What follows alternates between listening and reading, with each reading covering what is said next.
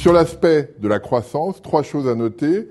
Les pays industrialisés, les pays développés, ont une capacité à croître qui est plus faible que par le passé. Donc leur capacité à progresser très vite est beaucoup plus limitée. Deuxième point, l'économie chinoise, qui avait été une source d'impulsion très forte pour la croissance mondiale depuis une quinzaine d'années, progresse nettement moins vite, pour des raisons internes.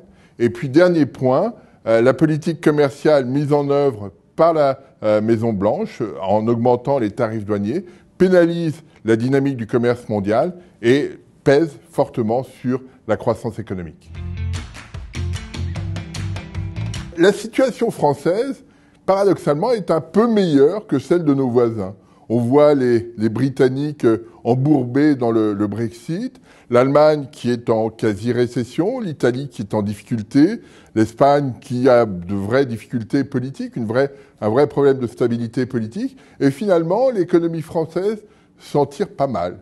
Pourquoi ? Eh bien, depuis quelques mois maintenant, l'instabilité sociale qu'on a vue depuis la fin de l'année 2018 a forcé le gouvernement français à mettre en œuvre des politiques de soutien de la demande intérieure. En d'autres termes, on a un environnement très incertain, un environnement international très incertain, et les entreprises doivent faire face à celui-ci.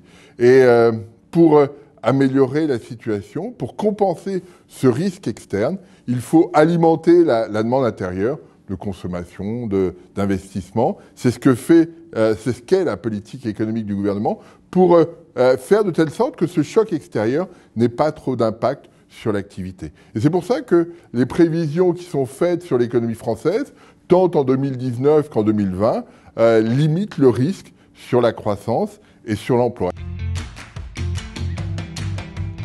Pour les mois à venir, la croissance va continuer d'être assez lente un peu partout dans le monde.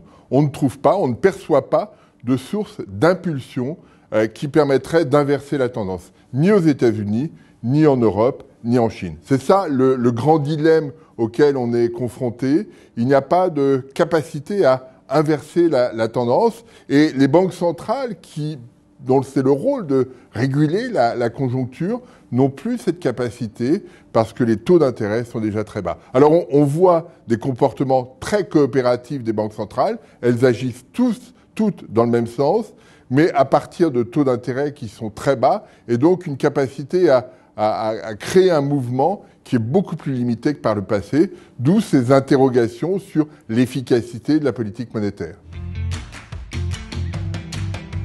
La vraie question qui est posée aujourd'hui, et qui est posée de façon très régulière par les banquiers centraux, c'est de dire qu'il faudrait qu'on ait une aide de la politique budgétaire. Profiter de taux d'intérêt très bas, de taux d'intérêt négatifs, pour avoir un support budgétaire plus important, quitte à faire des déficits plus importants, quitte à accumuler un peu plus de dette publique, mais d'essayer de caler l'activité sur une trajectoire un peu plus élevée. Les banques centrales nous disent on n'y arrive plus toutes seules.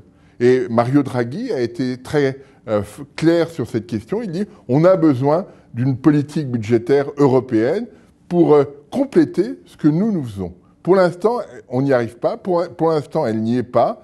Et tant qu'elle n'y sera pas, eh bien, la situation restera un peu médiocre en Europe. Donc on a besoin d'un budget européen et d'une politique budgétaire qui arrive en complément de ce qui est fait à la Banque centrale européenne. Ça, c'est l'enjeu majeur des prochaines années pour que la croissance européenne soit un petit peu plus autonome qu'elle ne l'est jusqu'à présent.